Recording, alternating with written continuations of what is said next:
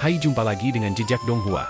Kali ini menceritakan pertemuan Chen Ping'an dengan Li Baozhen. Musuh lamanya yang tidak lain adalah kakak Li Baoping yang pernah menyuruh seseorang untuk membunuh Chen Ping'an. Bagaimanakah kisahnya? Mari kita ikuti.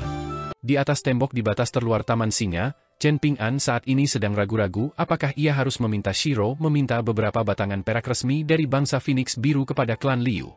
Tinta yang terbuat dari perak juga dapat digunakan untuk menggambar jimat, dengan satu-satunya kekurangannya adalah jimat yang digambar dengan tinta perak akan jauh lebih rendah kualitasnya daripada jimat yang digambar dengan tinta emas. Ada keuntungan dan kerugiannya. Kerugiannya adalah jimat tersebut akan jauh kurang efektif dibandingkan dengan jimat yang digambar dengan tinta emas, sedangkan keuntungannya adalah jimat tersebut akan jauh lebih mudah digambar oleh Chen Ping'an. Ia tidak perlu menghabiskan pikiran dan energinya sebanyak sebelumnya. Sejujurnya, ini adalah kesepakatan yang sangat tidak menguntungkan bagi Chen Ping'an, yang membuatnya kehilangan banyak kekayaan. Ia tidak hanya menghabiskan semua jimat kertas kuning yang telah dikumpulkannya selama jangka waktu yang lama, tetapi sebagian besar energi spiritual yang dikumpulkan. Tetapi belum disempurnakan oleh jubah daonya, anggur manis emas, juga telah dikonsumsi. Namun, Chen Ping'an tidak mengungkapkan informasi ini kepada orang lain. Ia berusaha sebisa mungkin untuk tetap bersikap positif. Misalnya, jika ia benar-benar berhasil mencapai prestasi besar dengan memenuhi seluruh Taman Singa dengan jimat, maka ini akan menjadi kisah menakjubkan yang dapat ia ceritakan kepada Zhang Xianfeng dan Sui Yuanxia di masa mendatang. Itu akan menjadi pelengkap yang bagus untuk minum anggur. Saat Chen Ping'an memutuskan, ia menyipitkan matanya dan melihat sekeliling Taman Singa. Apa yang ia lihat adalah sekitar 100 pemuda berjubah hitam muncul di sekitar Taman Singa yang luas secara serempak, dengan beberapa berlari cepat melalui koridor dan jalan setapak, beberapa melompati atap, dan beberapa dengan lincah berlari di atas anak sungai dan aliran air. Mereka semua melarikan diri dari Taman Singa. Sangat mungkin bahwa salah satu dari pemuda berjubah hitam ini adalah tubuh asli iblis itu. Begitu iblis itu melepaskan diri dan melarikan diri dari Taman Singa, Chen Ping'an benar-benar tidak akan berdaya melawannya saat iblis itu menyelinap kembali ke dalam suatu saat nanti. Chen Ping'an sangat menyadari kekuatan jimatnya yang biasa-biasa saja, dan jimatnya hanya bisa dianggap penuh semangat dan kekuatan jika dia murah hati. Namun, jimatnya tidak tahan lama dan tidak cukup awet, karena energi spiritualnya terkuras terlalu cepat. Ini adalah kekurangan paling kritis saat seniman bela diri menggambar jimat. Aku akan tetap di sini, dan kau pergilah untuk menjaga tembok di sisi kanan, kata Chen Ping'an dengan tegas. Tidak sulit untuk menghancurkan tubuh ilusi iblis rubah, dan kau hanya perlu menahannya sebentar jika kau berhasil menemukan tubuh aslinya. Rantai pengikat iblis yang kupinjamkan padamu. Shiro mengira Chen Ping'an meminta harta abadi miliknya kembali, jadi dia dengan tenang mengambil tali emas dan menyerahkannya kepada tuannya. Setelah melihat ini, Chen Ping'an terkekeh marah dan melanjutkan, itu untuk kau manfaatkan dengan benar. Sekarang cepatlah dan pergilah untuk menjaga area itu. Shiro sedikit terkejut, dan dia memegang rantai pengikat iblis tingkat tinggi di tangannya saat dia melompat untuk menjaga area yang diperintahkan. Chen Ping'an dengan lembut menepuk labu pemeliharaan pedangnya dan berkata dalam hatinya, tidak perlu tidak sabar. Kalian berdua adalah kartu trufku, jadi tidak akan terlambat bagi kalian untuk terbang setelah kita memastikan arah pelarian iblis itu. Setelah meninggalkan jalan kecil yang mengarah ke Taman Singa, mereka berjalan melewati sebuah danau kecil yang memiliki hamparan alang-alang yang luas. Setelah berbelok, mereka dapat mengambil jalan bercabang dan memasuki jalan resmi yang mengarah ke ibu kota bangsa Phoenix Biru. Namun, setelah keluar dari jalan yang membawa mereka melewati alang-alang yang rimbun, yang mereka lihat adalah kereta lembu dengan beberapa penumpang yang tampak lelah. Kereta lembu itu baru saja memasuki jalan bercabang kecil dari jalan resmi, dan ini adalah jalan kecil yang sempit dan bergelombang. Akibatnya, kereta itu melompat-lompat, dan pria berbaju biru yang duduk di belakang hampir terlempar dari kereta. Dia terguncang hingga pingsan, dan seolah-olah seluruh tubuhnya hampir hancur. Orang yang mengemudikan kereta lembu itu adalah seorang anak laki-laki muda yang tampak seperti seorang pelayan yang terpelajar, dan kemungkinan besar dia telah didesak oleh tuannya untuk bergegas sepanjang waktu. Dia mungkin sudah berada pada usia di mana dia cenderung ceroboh, ditambah lagi dengan fakta bahwa dia masih tergolong pemula dalam mengendarai kereta sapi. Akibatnya, lembu itu berlari kencang ke jalan kecil itu tanpa peduli apapun. Tanpa diduga, ada sekelompok orang berjalan keluar dari jalan kecil itu ditemani oleh alang-alang yang rimbun yang tidak menuju kemanapun kecuali Taman Singa. Bukan hanya itu, orang yang berjalan di depan sebenarnya adalah seorang gadis kecil yang memegang tongkat pendakian dan dengan gembira melompat ke depan. Dengan demikian, apakah kereta yang ditarik lembu itu tidak akan berakibat fatal jika menabrak gadis kecil itu? Pelayan muda yang terpelajar itu sangat bingung, dan pria berbaju biru yang duduk di belakangnya bahkan lebih khawatir. Yang pertama menggeliat dalam upaya untuk memperbaiki situasi, sementara yang terakhir berteriak keras untuk memperingatkan. Dan dengan demikian, Pei Qian membuka matanya lebar-lebar dan menatap kereta yang ditarik lembu itu, berayun maju mundur dengan keras saat lembu tua itu berlari maju dan menyeret kedua idiot itu langsung ke danau yang dipenuhi alang-alang. Kenyataannya, Pei Qian telah menghindar sejak awal, dan dia sudah berdiri di atas semak alang-alang yang lebat. Dengan kata lain, dia akan aman meskipun kereta yang ditarik sapi itu terus melaju di lintasan aslinya. Kereta itu pasti tidak akan menabraknya. Bagaimanapun, orang-orang menyelam ke danau untuk berenang sepagi ini. Atau mungkin mereka berdua adalah makhluk abadi, dan lembu itu benar-benar dapat menarik kereta di permukaan air? Mungkin itu dapat memancarkan aura abadi yang luar biasa? Lagi pula, bukankah dia juga pernah menunggangi banteng tanah kuning sebelumnya? Itu memang sangat misterius, dan dia merasa sangat aman dan stabil di punggungnya bahkan ketika banteng itu mendaki gunung dan menyeberangi sungai. Namun, ini tampaknya bukan situasinya saat ini, dan lelaki berbaju biru dan pelayan muda yang terpelajar itu sama-sama berteriak kaget ketika kereta yang ditarik lembu itu menabrak danau dengan bunyi plop yang keras. Air memercik kemana-mana, dan mereka dengan cepat menghilang tanpa jejak. Pei Qian berjalan terseok-seok dan melihat ke jalan kecil yang telah dibuldozer melalui alang-alang oleh kereta yang ditarik lembu itu. Namun, tidak ada yang bisa dilihat, karena kereta yang ditarik lembu itu langsung menerjang ke dalam air. Pei Qian mencubit dagunya dan tenggelam dalam pikirannya. Dia pernah mendengar tentang sesuatu yang disebut permata anti-air sebelumnya, dan para dewa dari pegunungan dapat dengan mudah memasuki sungai dan laut untuk memburu naga banjir jika mereka memiliki harta karun ini. Mengarungi air akan seperti berjalan di daratan kering. Julian dan Shiro bergegas untuk menyelamatkan kedua orang dan lembu itu. Chen Ping'an mencengkeram telinga Pei Qian dan memarahi, "Sudah kubilang untuk berhati-hati dan perhatikan kemana kau pergi." Pei Qian berdiri dengan ujung kakinya dan memohon belas kasihan dengan keras, sambil menjelaskan, "Bagaimana aku bisa tahu bahwa lembu itu tidak akan mau berjalan lurus dan malah memilih untuk terhuyung-huyung seperti orang mabuk?" Ia terhuyung-huyung ke kiri dan ke kanan, dan akhirnya terjerembab ke dalam danau. Aduh, sakit sekali.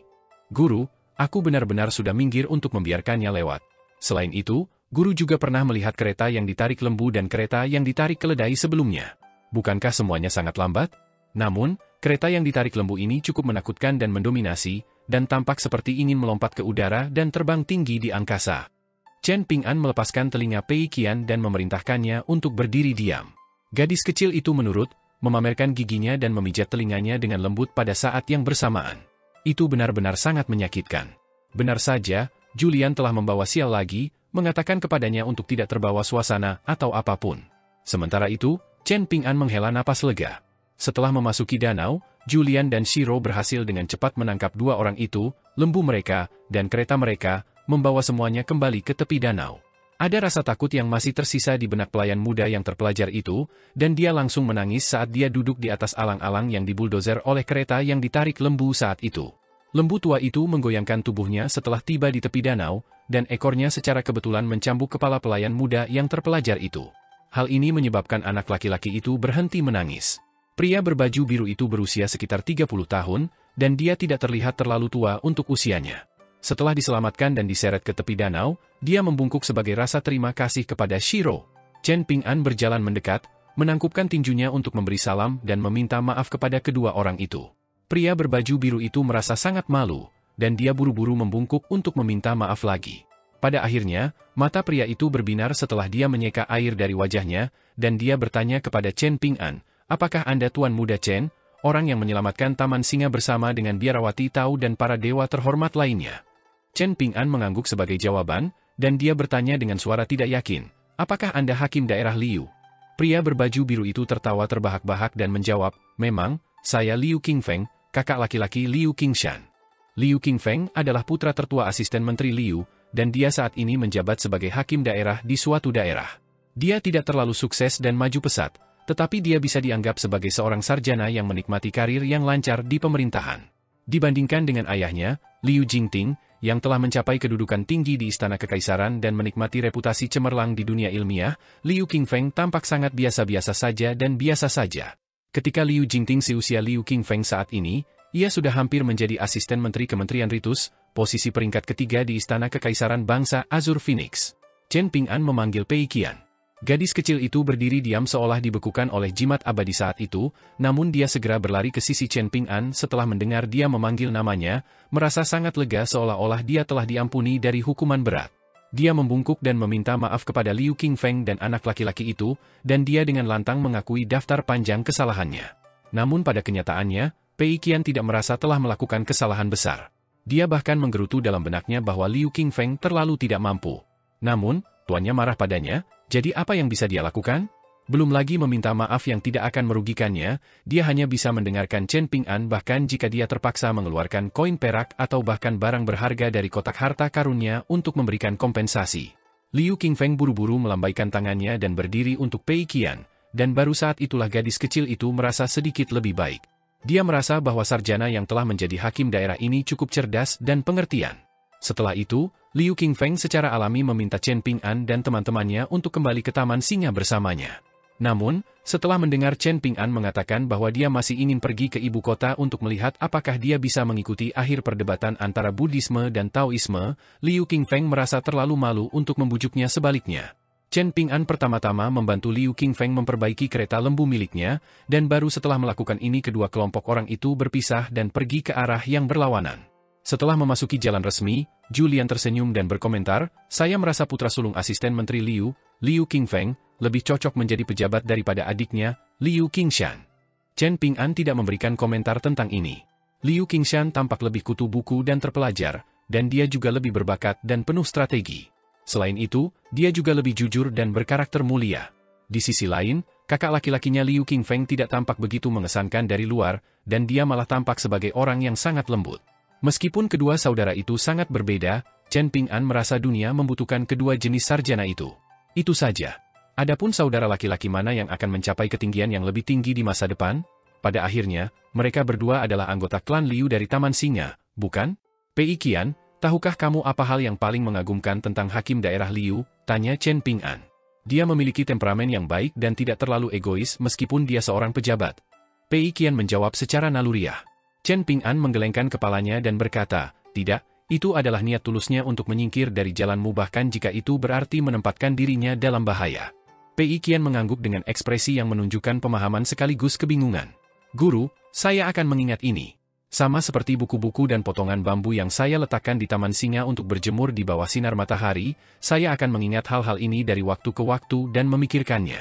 Chen Ping'an mengangguk dan menepuk kepalanya, tanpa berkata apa-apa lagi.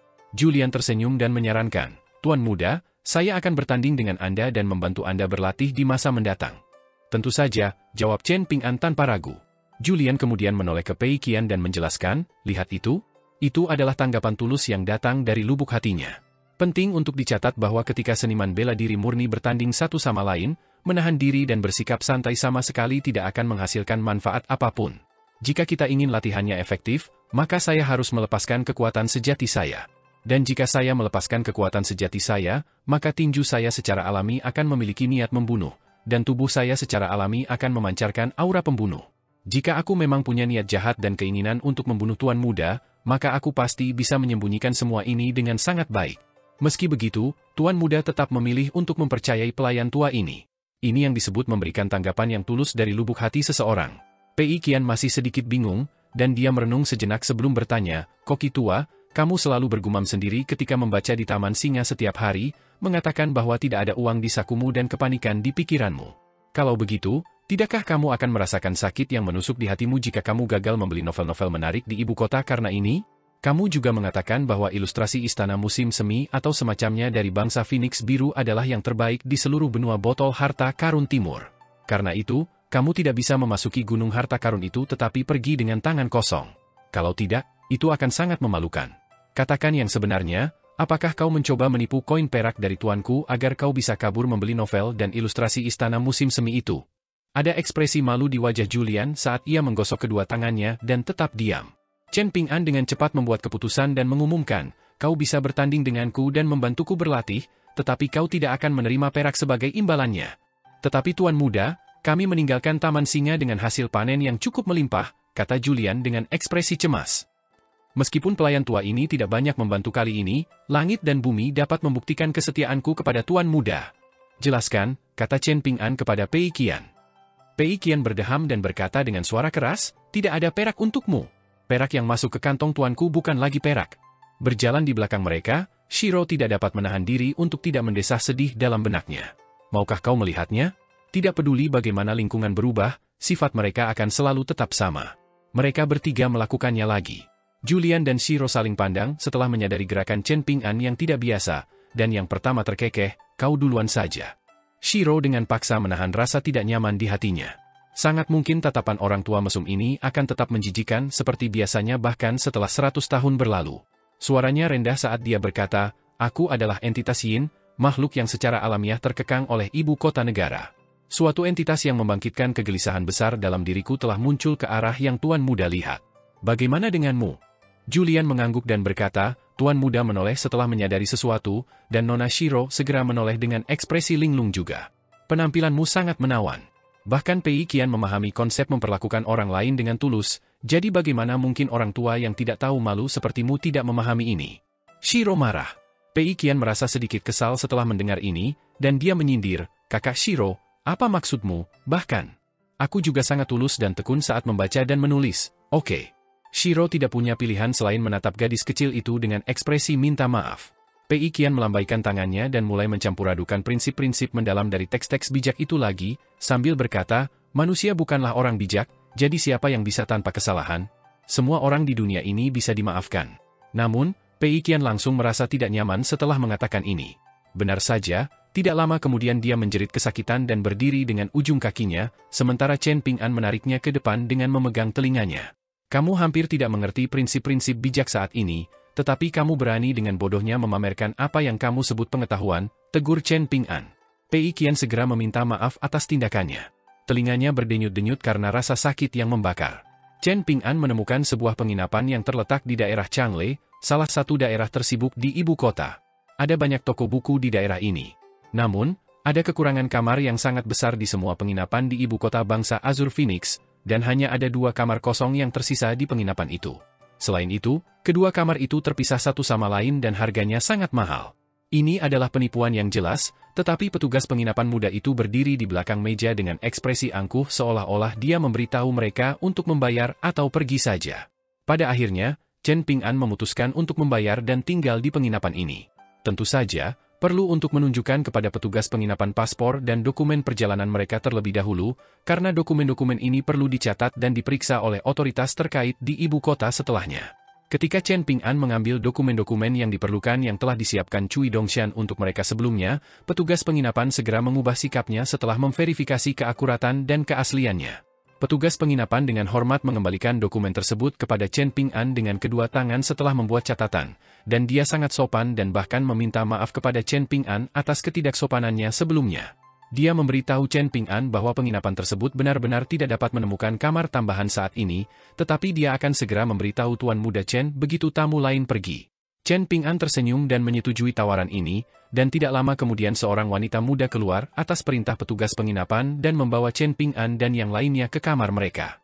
Sementara itu, petugas penginapan segera berlari mencari pemilik penginapan, memberitahu dia bahwa sekelompok pelancong dari ibu kota Kekaisaran Li Agung telah melakukan perjalanan ke selatan dan menetap di penginapan mereka. Pemilik penginapan itu adalah seorang pria yang sangat gemuk yang matanya hampir tidak terlihat. Dia mengenakan jubah brokat khas orang kaya, dan saat ini dia sedang menyeruput teh dengan santai di sebuah bangunan yang tenang dan mewah. Setelah mendengarkan laporan petugas penginapan, dia melihat karyawannya berdiri di sana dengan ekspresi bodoh seolah ingin mendengar penjelasan. Rasa marah langsung membuncah dalam benak pemilik penginapan yang gemuk itu, dan ia menendang pelayan penginapan itu dan memarahi, "Mengapa kau masih berdiri di sana seperti orang bodoh? Mungkin kau ingin aku menuangkan secangkir teh untukmu untuk menghilangkan dahagamu? Cepatlah dan urus mereka." Astaga! Kavaleri berat Kekaisaran Li Agung hampir menyerbu Kekaisaran Vermilion bercahaya, jadi bagaimana jika tamu terhormat kita benar-benar seorang tuan muda dari klan seorang pejabat dari Kekaisaran Li Agung? Ah?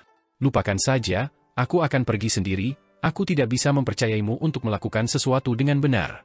Pelayan penginapan muda itu gagal menerima penghargaan apapun atas kerja kerasnya, dan bukan hanya itu, ia bahkan malah dimarahi dan ditendang. Hal ini membuatnya menggerutu tidak puas dalam benaknya. Namun, ia langsung mendapat pukulan keras lagi di kepala, yang kemudian membuat pemilik penginapan yang gemuk itu memarahi. Bahkan jika aku berpikir dengan pantatku, aku tahu bahwa kau pasti sedang memandang rendah tamu-tamu terhormat kita dengan ekspresi sombong tadi. Jika bukan karena kau memanggilku sebagai saudara ipar, aku pasti sudah mengusirmu ke jalanan sejak lama. Memang, pelayan penginapan muda itu hanya menerima pekerjaan ini karena hubungannya dengan pemilik penginapan.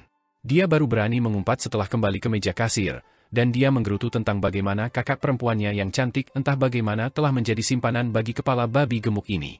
Ini benar-benar hal yang sangat beruntung. Mereka tidak perlu lagi khawatir tentang makanan dan tempat tinggal, dan mereka juga bisa mengenakan pakaian mahal yang dihiasi dengan emas dan perak.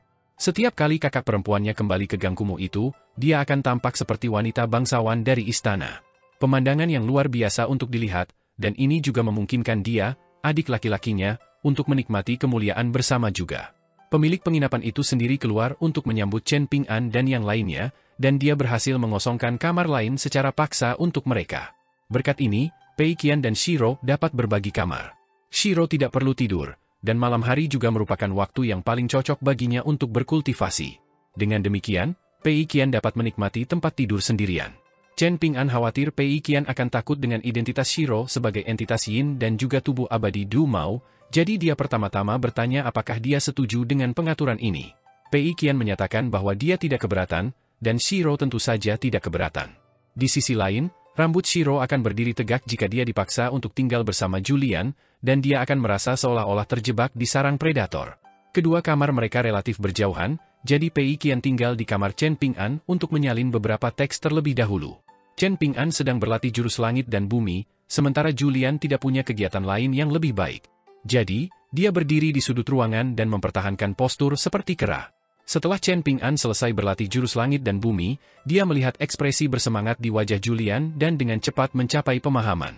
Dia meminta Pei Qian, yang telah selesai menyalin teks, untuk menggambar sebuah lingkaran di lantai menggunakan tongkat pendakiannya. Dia akan bertarung di dalam lingkaran ini dengan Julian, dan siapapun yang meninggalkan lingkaran terlebih dahulu akan kalah. Pei Qian merasa sedikit kesal dan gelisah setelah menggambar lingkaran besar di lantai. Cui Dongshan telah mengajarinya teknik abadi sebelum pergi, tetapi dia tidak dapat mempelajarinya dan menirunya tidak peduli seberapa keras dia mencoba. Jalan-jalan memang ramai, dan karena perdebatan besar antara Buddhisme dan Taoisme, ibu kota negara Azure Phoenix dipenuhi oleh semua jenis orang dari 3 ajaran dan 100 aliran pemikiran. Beberapa mencari ketenaran, sementara yang lain mencari keuntungan materi.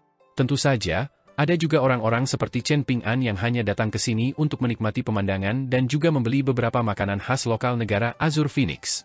Mungkin karena keakraban mereka dengan Chen Ping'an, baik Pei Qian maupun Julian tidak merasa aneh bahwa Chen Ping'an suka mengunjungi dan berkeliling di toko-toko buku. Namun, Shiro yang sangat jeli memperhatikan beberapa petunjuk. Ketika berkeliling di toko-toko buku berbagai ukuran, Chen Ping'an hampir tidak pernah menyentuh buku-buku baru dengan cetakan berkualitas tinggi itu.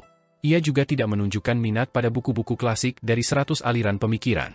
Sebaliknya, Chen Ping'an hampir selalu membolak-balik catatan sejarah tidak resmi dari pejabat rendahan serta catatan daerah-daerah dari berbagai negara dan jenis buku lain yang serupa.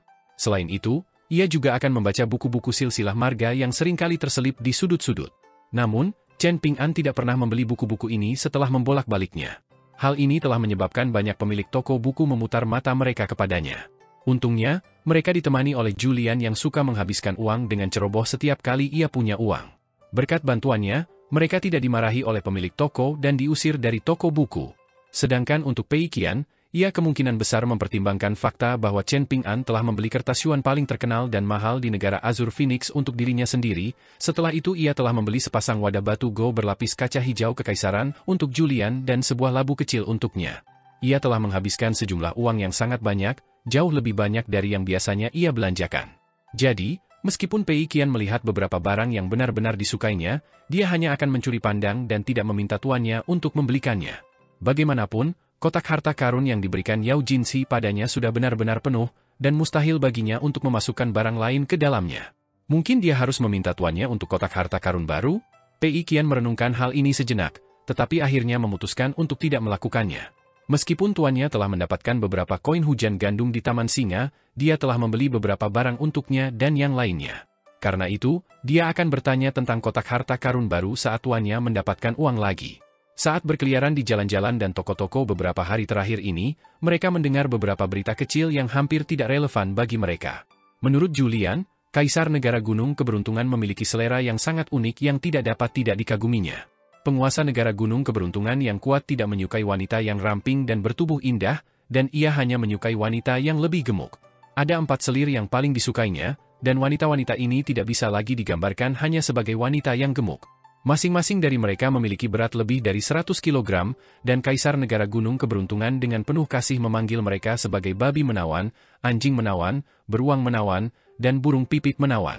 Di antara keempat selir tersebut, babi menawan Yuan Ye bahkan lebih terkenal karena sesuatu yang lain. Ia adalah salah satu dari 4 Grandmaster seni bela diri superior di sekitar selusin negara yang terletak di wilayah tenggara benua botol harta karun timur. Kaisar Zheng Kui dari negara Gunung Keberuntungan saat ini ditemani oleh keempat selirnya yang menawan dan tinggal di sebuah stasiun relay di ibu kota negara Phoenix Biru. 2 hari yang lalu, Kaisar Zheng Kui mengenakan pakaian kasual dan mengunjungi kuil-kuil Buddha dan kuil-kuil Tao di ibu kota bersama Charming Sparrow, yang paling ramping dari keempat selir kesayangannya. Tanpa diduga, konflik telah muncul di antara mereka dan sekelompok tuan muda ketika mereka sedang mempersembahkan dupa di sebuah kuil. Charming Sparrow telah menyerang tanpa ampun, langsung memukuli tuan muda itu hingga setengah mati. Konflik ini telah menyebabkan keributan besar, dan para pejabat yang bertanggung jawab untuk menjaga hukum dan ketertiban di ibu kota telah tiba untuk mengatasi masalah tersebut. Tidak hanya itu, para pejabat tinggi dari Kementerian Ritus juga menangani situasi tersebut. Ini tidak dapat dihindari, karena konflik tersebut berkaitan dengan hubungan diplomatik antara kedua negara. Setelah akhirnya menenangkan semua pihak dengan susah payah, ditetapkan bahwa para pembuat onar itu adalah beberapa tuan muda dari klan besar di ibu kota, serta beberapa teman kaya yang telah datang ke sini dari utara. Setelah mengetahui identitas asli Kaisar Zheng Kui, para tuan muda dan teman-teman kaya itu mengalah dan tidak membuat masalah lebih lanjut. Namun, saat konflik ini baru saja selesai, masalah lain langsung muncul. Beberapa orang yang baru saja menetap di tempat tinggal baru di Azure Phoenix Nation tiba-tiba terbunuh dengan cara yang mengerikan. Konon, bahkan petugas forensik ingin muntah saat memeriksa mayat-mayat itu. Tak lama kemudian, rumor menyebar ke seluruh ibu kota. Orang-orang mengatakan dengan pasti bahwa metode brutal yang digunakan oleh pelaku tidak lain adalah metode yang biasa digunakan oleh Charming Peak, Grandmaster bela diri dari Fortuny Mountain Nation. Para korban dipotong-potong, dan hanya kepala mereka yang tertinggal di badan mereka. Tidak hanya itu, pelaku bahkan telah memukul beberapa titik akupuntur korban, membuat mereka bisu dan bahkan membantu mereka menghentikan pendarahan. Akibatnya, para korban meninggal dengan kematian yang lambat dan menyakitkan. Pengadilan Kekaisaran Bangsa Phoenix Biru dengan cepat membentuk tim untuk menyelidiki masalah tersebut. Pada saat yang sama, mereka segera mengirim sekelompok pejabat berpengalaman dari Kementerian Kehakiman, tetua tamu abadi dari Pengadilan Kekaisaran, dan kultivator terkenal dari dunia kultivasi ke stasiun relay tempat Kaisar Zheng Kui tinggal. Namun, ini masih belum cukup untuk meredam kemarahan publik, dan banyak pejabat dan cendekiawan berkumpul bersama untuk mengepung stasiun relay tempat Kaisar Zheng Kui tinggal.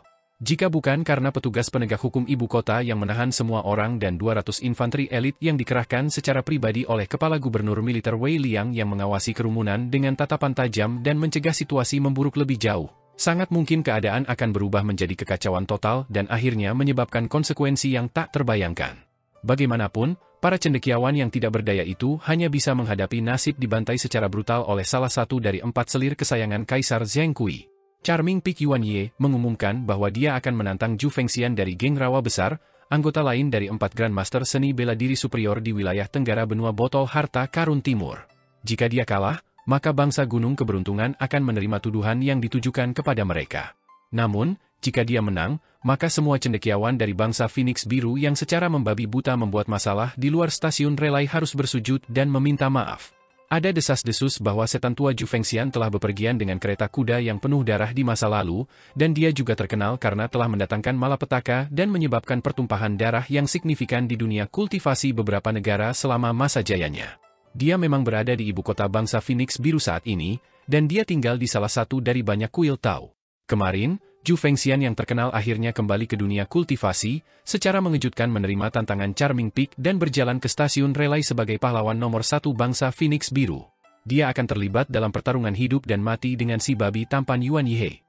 Sejak Zhu Fengxian meninggalkan kuil Tao dengan kereta kuda hingga tiba di stasiun komuter, banyak rakyat jelata dan kultivator dari negara Azure Phoenix dan dunia kultivasi yang bersesuaian berbaris di jalan dan melambaikan tangan serta berteriak memberi dukungan. Namun, kekuatan lawan selalu selangkah lebih maju, dan Zhu Fengxian, yang membawa harapan banyak orang di negara Azure Phoenix, secara mengejutkan tidak sebanding dengan Charming Peak Yuan Ye. Ia dikalahkan oleh Charming Peak yang menduduki peringkat kedua dari 4 Grandmaster bela diri superior, dan ia terluka parah dan diangkat dengan santai di lehernya. Charming Peak Yuan Ye berlumuran darah tetapi relatif tidak terluka, dan ia berjalan dengan angkuh keluar dari stasiun komuter dengan Zhu Fengxian masih di tangannya. Ia kemudian menyapu pandangannya ke kerumunan yang terdiam sebelum melemparkan Zhu Fengxian yang lemas dan tidak sadarkan diri ke jalan.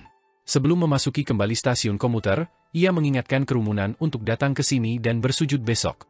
Zhu Fengxian dijemput dan ditempatkan di dalam kereta kuda oleh sekelompok murid dari geng Great March yang berlinang air mata, dan ia segera dilarikan kembali ke Kuil Tao untuk menerima perawatan atas luka parahnya.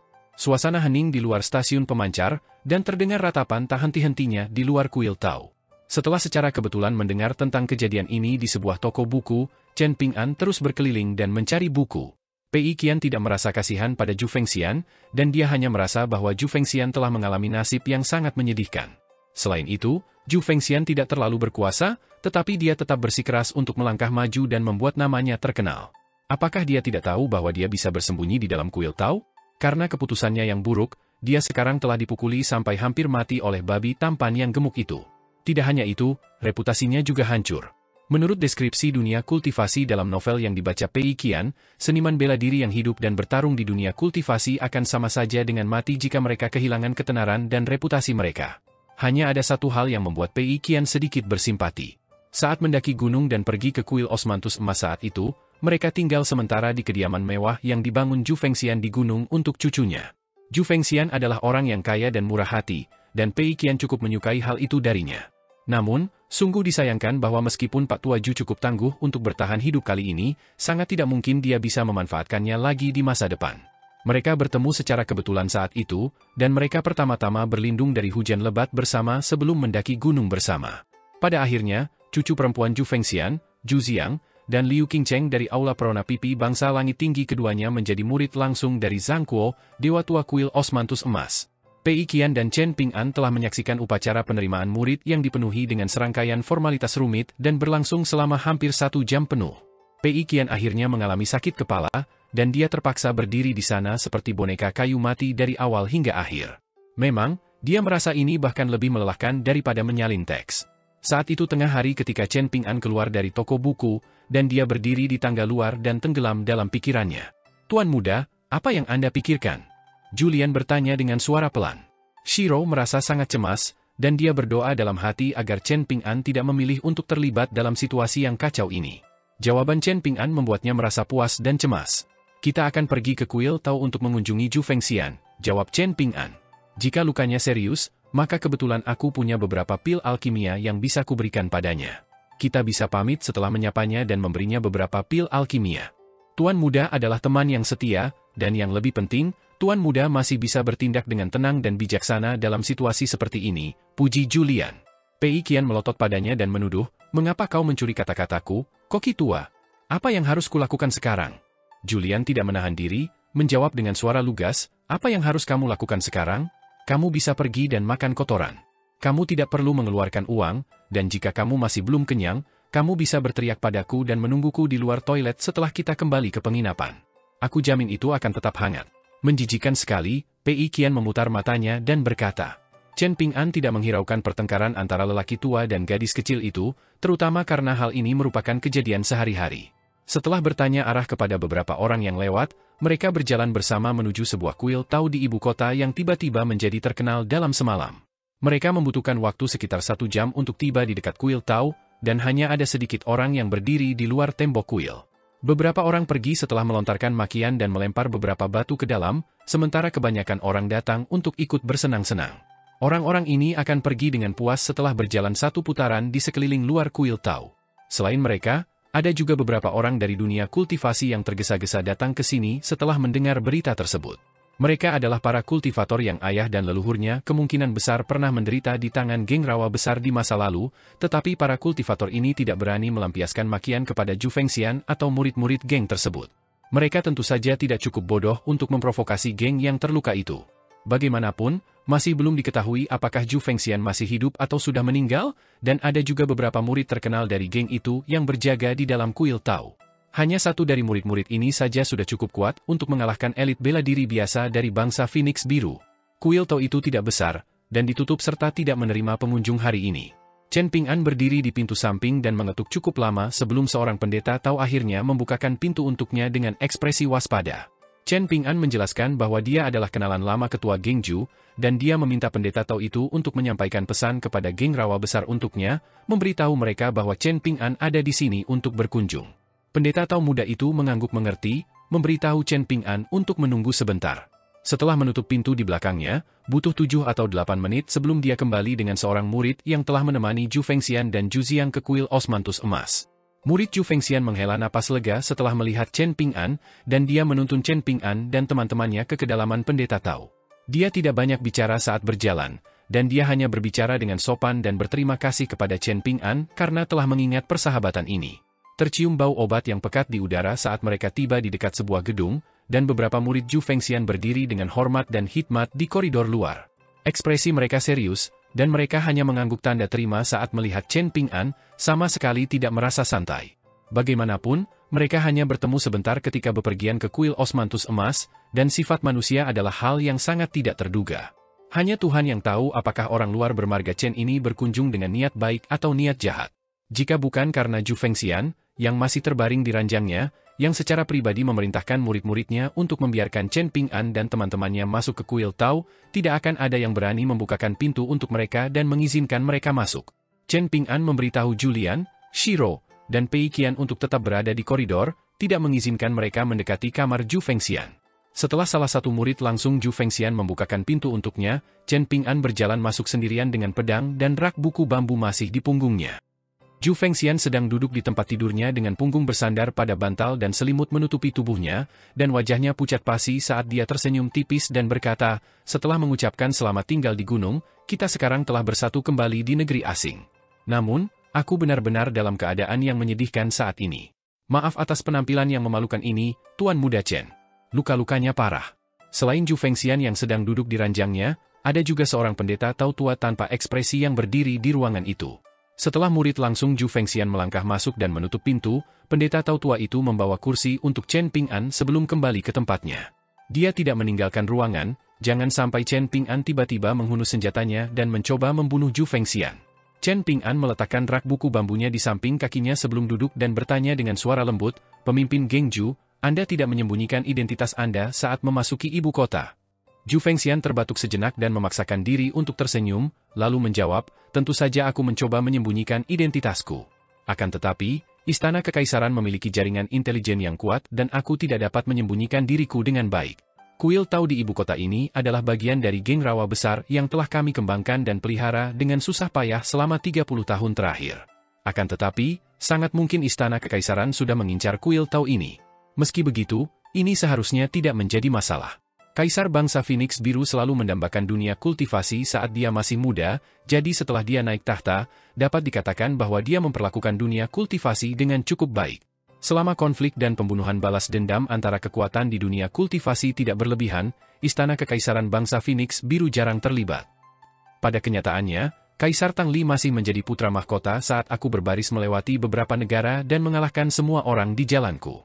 Aku mendengar bahwa dia sangat mengagumiku, dan dia mengumumkan bahwa dia pasti akan memanggilku ke istana suatu hari karena aku adalah seorang seniman bela diri yang telah memenangkan muka dan reputasi bagi bangsa Phoenix Biru. Jadi, meskipun aku secara misterius dipilih oleh Charming Peak kali ini, aku tidak bisa memaksa diriku untuk diam-diam menyelinap pergi dan meninggalkan ibu kota meskipun aku sangat menyadari bahwa seseorang sedang mencoba untuk menyakitiku.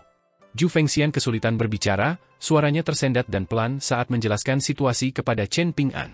Setelah melihat ini, Chen Ping'an memutuskan untuk tidak bertanya lagi kepada pemimpin geng tua itu. Dia membungkuk dan membuka rak buku bambunya. Saat Chen Ping'an melakukan ini, pendeta Tao tua dan murid langsungnya menjadi tegang dan bersiap untuk menyerang. Chen Ping'an menghentikan gerakannya dan menjelaskan, "Saya punya beberapa botol pil alkimia dari pegunungan. Tentu saja, pil alkimia ini bukanlah obat ajaib yang dapat menyembuhkan luka dan memperbaiki titik akupuntur dengan cepat, tetapi pil ini memang cukup bagus untuk mengisi kembali ki dan memelihara jiwa seseorang. Pil ini juga tidak buruk untuk memperbaiki tubuh seniman bela diri." Zhu Fengxian ingin mengangkat lengannya, tetapi dia sangat lemah sehingga dia bahkan tidak bisa melakukan ini.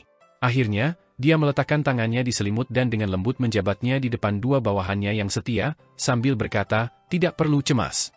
Penilaianku terhadap karakter lebih baik daripada keterampilanku dalam seni bela diri. Saat ini, siapapun di ibu kota mungkin saja menyelinap untuk mengincarku, tetapi hanya Tuan Muda yang merupakan pengecualian. Saat berjalan menuju kuil Tao, Chen Ping'an sengaja berjalan melalui gang kecil dan terpencil agar ia dapat mengambil 3 botol pil alkimia dari kantong harta karunnya dan memindahkannya ke rak buku bambunya. Jika tidak, akan terlalu mencolok jika ia langsung mengambilnya dari udara. Setelah mengeluarkan 3 botol pil alkimia, Chen Ping'an menyerahkannya kepada pendeta Tao tua dan berkata, "Guru spiritual, mohon periksa pil alkimia ini terlebih dahulu dan tentukan apakah cocok untuk mengobati luka ketua Gengju." Zhu Fengxian tidak dapat menahan tawa. "Tuan Muda Chen, Anda memberikan obat-obatan yang menyelamatkan nyawa karena niat baik, namun saya belum pernah melihat orang yang tampak diperlakukan tidak adil seperti ini saat melakukannya. Anda mungkin yang pertama di dunia."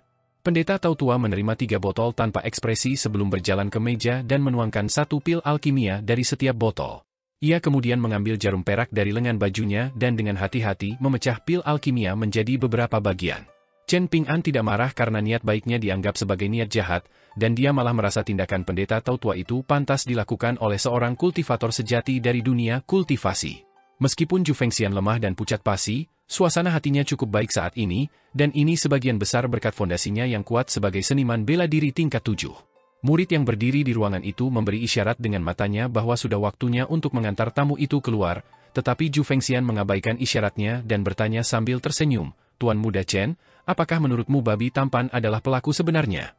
Chen Ping'an menggelengkan kepalanya dan menjawab, "Aku belum pernah bertemu dengannya dan aku juga tidak mengerti karakter dan kepribadiannya, jadi aku tidak bisa mengatakannya dengan pasti."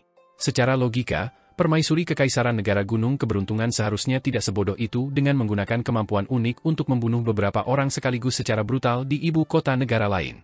Tidak mungkin juga ini digunakan sebagai pengalih perhatian, meskipun memang mungkin.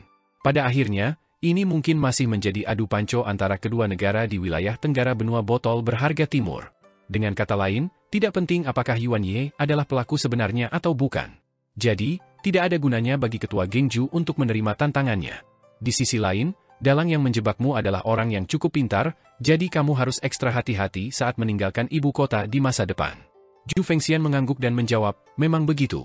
Mendengar ini, pendeta Tao tua yang sepenuhnya fokus memeriksa pil alkimia tidak bisa menahan diri untuk tidak mendongak dan melirik pemuda itu. Chen Ping'an berdiri dan pergi setelah mengobrol dengan Zhu Fengxian sebentar. Zhu Fengxian tidak dapat meninggalkan tempat tidurnya dan berdiri, jadi dia hanya bisa menangkupkan tinjunya sebagai ucapan selamat tinggal dengan susah payah. Namun, gerakan ini menarik lukanya dan membuatnya batuk-batuk. Chen Ping'an dan yang lainnya meninggalkan kuil Tao dan kembali ke penginapan. Pikiran Li Baozhen berkecamuk saat dia melihat pemuda yang seharusnya tidak muncul di jalan ini. Apakah Liu Qingfeng, orang yang duduk di belakangnya, yang mencoba menyakitinya? Apakah dia ingin mendominasi negara Phoenix Biru sendirian di balik layar? Namun, tidak masuk akal bagi guru kekaisaran untuk membiarkan Liu Qingfeng tumbuh tanpa kendali. Sebaliknya, jauh lebih masuk akal untuk membuatnya dan Liu Qingfeng saling mengawasi. Kalau begitu, mungkinkah ini hanya kebetulan yang aneh? Mungkin ini pertemuan tak terduga? Li Baozhen menghela napas pelan. Jika peruntungannya memang seburuk ini, maka akan jauh lebih baik jika ini adalah rencana yang dirancang oleh seseorang untuk menyakitinya. Bagaimanapun, seseorang dapat mengandalkan otak mereka untuk bertarung di papan Go. Namun, jika peruntungannya benar-benar buruk, maka mungkin dia perlu mempersembahkan dupa dan berdoa kepada Buddha? Li Baozhen berdiri di belakang kusir kereta dan bertanya dengan suara pelan, "Bagaimana?" Suara kusir kereta tua itu terdengar serius saat dia menjawab. Dari bawahan yang berdiri di belakangnya, kemungkinan besar lelaki tua bungkuk itu adalah seniman bela diri tingkat jauh. Basis kultivasinya kemungkinan besar tidak lebih rendah dariku. Li Baozhen menepuk dahinya dan meratap, "Laporan intelijen telah menipuku." Menurut laporan intelijen terbaru, 3 dari 4 bawahan Chen Ping'an yang berlevel Grandmaster telah meninggalkannya selama mereka tinggal di Taman 100 Bunga di ibu kota. Hanya 2 bawahan yang tetap bersamanya, salah satunya bernama Julian. Laporan intelijen telah menandai kekuatannya sebagai tidak diketahui, mengatakan bahwa mungkin saja dia adalah seniman bela diri tingkat tubuh Fajra. Bawahan lainnya bertindak aneh, dan penampilannya juga sangat biasa selama konflik di Taman Singa. Jadi, kemungkinan besar dia lebih lemah dari Julian. Adapun Chen Ping'an, dia setidaknya adalah seniman bela diri murni tingkat kelima dilihat dari pukulan yang dia lontarkan ke atas dinding Taman Singa. Dia juga mampu menggambar jimat, dan dia mengenakan jubah dao abadi yang sulit mereka tentukan kualitasnya. Labu yang tergantung di pinggangnya adalah labu pemeliharaan pedang bernama Jianghu, dan untuk sementara tidak diketahui apakah dia menggunakannya untuk memelihara pedang terbang. Informasi ini dikumpulkan dari berbagai laporan intelijen yang tersebar, namun masih gagal menggambarkan dengan tepat kemampuan Chen Ping'an yang sebenarnya. Namun, ini tidak penting. Selama Chen Ping'an tetap berada di ibu kota negara Azure Phoenix, Li Baozhen telah memutuskan bahwa itu tidak akan memengaruhinya sama sekali bahkan jika Chen Ping'an tiba-tiba berubah menjadi makhluk abadi duniawi dalam semalam. Li Baozhen meminjam tren yang tak terhentikan dari Kekaisaran Li Besar untuk membantunya di papan Go dan mempermainkan Chen Ping'an yang hanya bidak yang tersangkut di papan Go.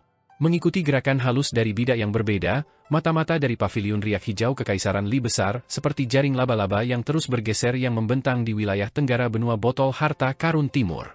Sebelum Li Baozhen meninggalkan Kekaisaran Li Besar, guru Kekaisaran Cui Chen telah memberinya 3 pilihan. Yang pertama adalah melakukan perjalanan ke negara Sui Besar dan mengawasi klan Kekaisaran Gao serta negara Pengadilan Kuning dan negara-negara bawahan historis negara Sui Besar lainnya. Pilihan kedua adalah pergi ke Kekaisaran Vermilion Bercahaya, rintangan terbesar yang menghalangi ekspedisi ke selatan Kekaisaran Li Agung. Ada banyak sekali pembudidaya pedang di kekaisaran ini, dan tindakan Akademi Lakeview di selatan juga sangat penting. Pilihan terakhir adalah pergi ke negara Phoenix Biru.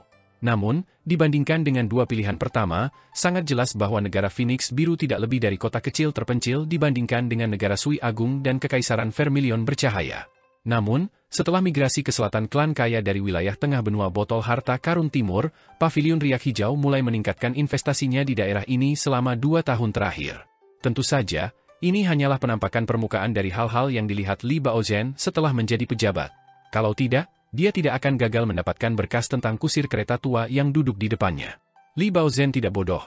Ada Tang Chong dari bangsa Phoenix Biru di Istana Kekaisaran, dan ada Zhu Fengxian dari geng rawa besar di dunia kultivasi. Belum lama ini, guru Kekaisaran Cui Chen secara pribadi telah bepergian ke sini dan bahkan membuat pengecualian langka untuk bertemu dengan Liu Qingfeng dari Taman Singa. Apa yang dibuktikan semua ini? Itu membuktikan bahwa Li Baozhen memiliki penilaian yang baik dengan memilih bangsa Phoenix Biru sebagai asal-usul dinasti di Istana Kekaisaran Li Agung.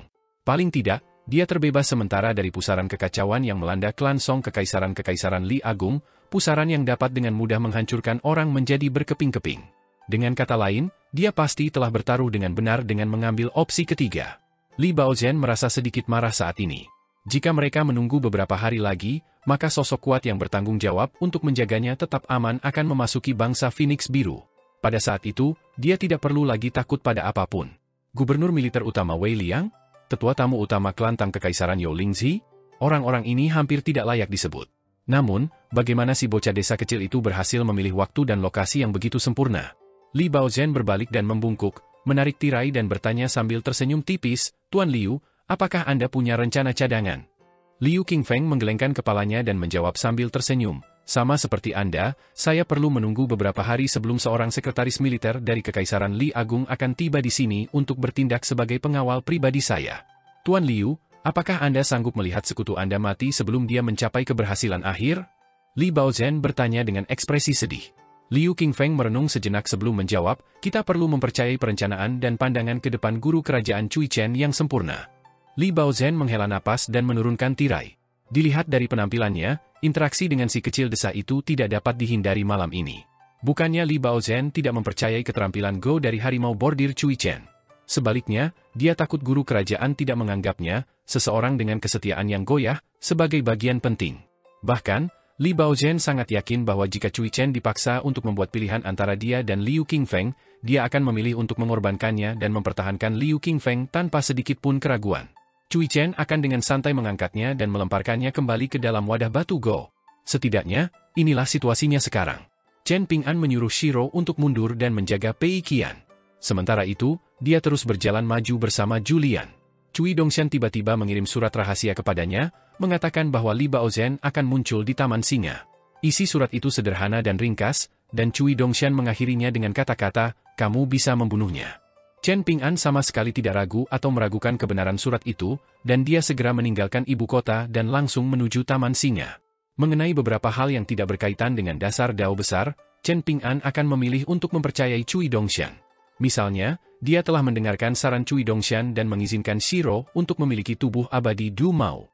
Dan sekarang, dia telah memilih untuk mempercayai Cui Dongshan lagi. Chen Ping'an melambat ketika dia berada sekitar 50 langkah dari kereta. Dia dapat dengan jelas melihat tuan muda yang berdiri di belakang kusir kereta.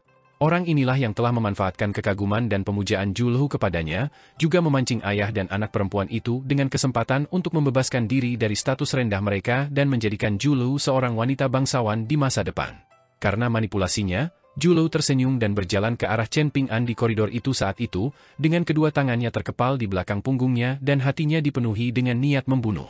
Dibandingkan dengan pertarungan hidup mati Chen Ping'an dengan kera pemindah gunung dari Gunung Sun Scorch di kota kecil, interaksi terakhirnya dengan Zhu telah memungkinkannya untuk lebih memahami seluk-beluk dan sifat jahat hati manusia untuk pertama kalinya setelah meninggalkan dunia kecil permata.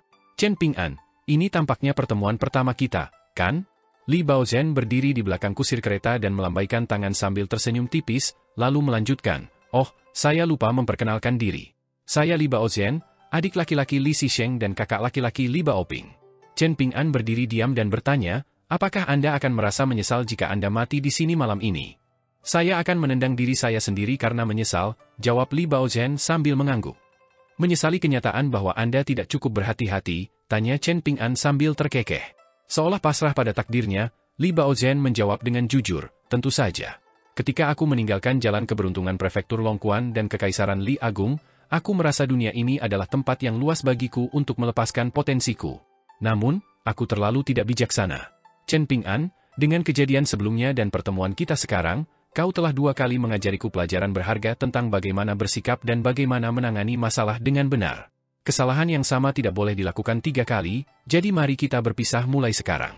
Bagaimana menurutmu?" Julian mengangkat tangannya dan menggosoknya dengan penuh semangat, berkata dengan senyum tipis, meskipun kakek tua yang mengendarai kereta itu adalah seniman bela diri tingkat jauh, pelayan tua ini sepenuhnya mampu menanganinya sendirian. "Tuan muda, dia dan aku berada pada tingkat kultivasi yang sama, jadi tolong jangan salahkan aku jika aku secara tidak sengaja bertindak terlalu jauh dan tidak menghentikan diriku tepat waktu untuk sementara waktu." Ada ekspresi bersemangat di mata pengemudi kereta tua itu saat dia menatap tajam ke arah lelaki tua bungkuk itu. Dunia kultivasi di negara Azure Phoenix, negara Fortuny Mountain, negara Lofty Sky, dan negara-negara kecil di sekitarnya dangkal, dan dia juga terkekang oleh tanggung jawabnya dan tidak dapat bepergian sendiri dengan bebas. Akibatnya, dia benar-benar menyia-nyiakan keterampilannya sebagai seniman bela diri murni di tingkat ke-8. Dia akhirnya diberi kesempatan langka untuk menunjukkan keahliannya malam ini, jadi bagaimana mungkin dia bisa melewatkan kesempatan ini? Namun, masih ada Li Baozhen yang licik di belakangnya serta Tuan Liu yang duduk di dalam kereta. Tangannya pasti terikat, jadi dia bertanya, hanya berurusan dengan bawahan ini saja sudah cukup menantang. "Tuan Li, apakah Anda punya rencana cemerlang yang dapat Anda bagikan dengan saya? Apakah Anda mampu menjaga diri Anda tetap hidup sambil juga membiarkan saya bertarung sepuasnya?" Li Baozhen tersenyum pahit dan menjawab, "Bagaimana mungkin aku membayangkan hal ini terjadi? Rencana-rencana brilianku hanya digunakan untuk menyakiti orang lain dan bukan untuk menyelamatkan diriku sendiri." Sang kusir berdiri dan mencibir, "Jadi, kau benar-benar bingung?